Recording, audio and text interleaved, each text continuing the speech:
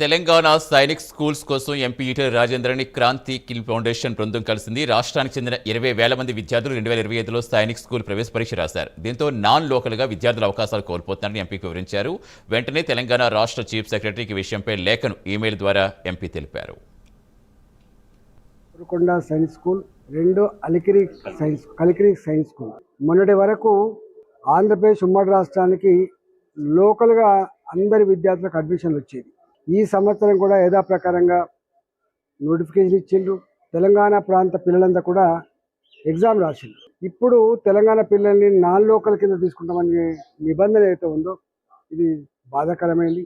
ఎందుకంటే ఆనాడు science schools ఉమ్మడి ఆంధ్రప్రదేశ్ రాష్ట్రానికి వచ్చినాయి కాబట్టి ఏ పిల్లలైతే ఇవాళ అటెండ్ అయినరో ఆ పిల్లలకు కూడా అడ్మిషన్లు ఇవ్వాలని చెప్పి నేను చీఫ్ సెక్రటరీ గారితో మాట్లాడి ఆంధ్రప్రదేశ్ రాష్ట్ర ప్రభుత్వంతో కన్సల్ట్ చేసి ఎట్లయితే ఎగ్జామ్ రాసిందో ఈ అడ్మిషన్స్ పూర్తి చేయాలని చెప్పి కోరుకుంటున్నాం. రెండవది, తెలంగాణ రాష్ట్రంలో కూడా ఒకటో రెండో సైన్స్ స్కూల్స్ ఏర్పాటు కోసం ఈ మల్కాజిగిరి పార్లమెంట్ చాలా పెద్ద సెగ్మెంట్ కాబట్టి కొత్త స్కూల్స్ కోసం రాజ్నాథ్ సింగ్ గారిని కలుస్తాం. సైన్స్ స్కూల్ ఏర్పాటు కోసం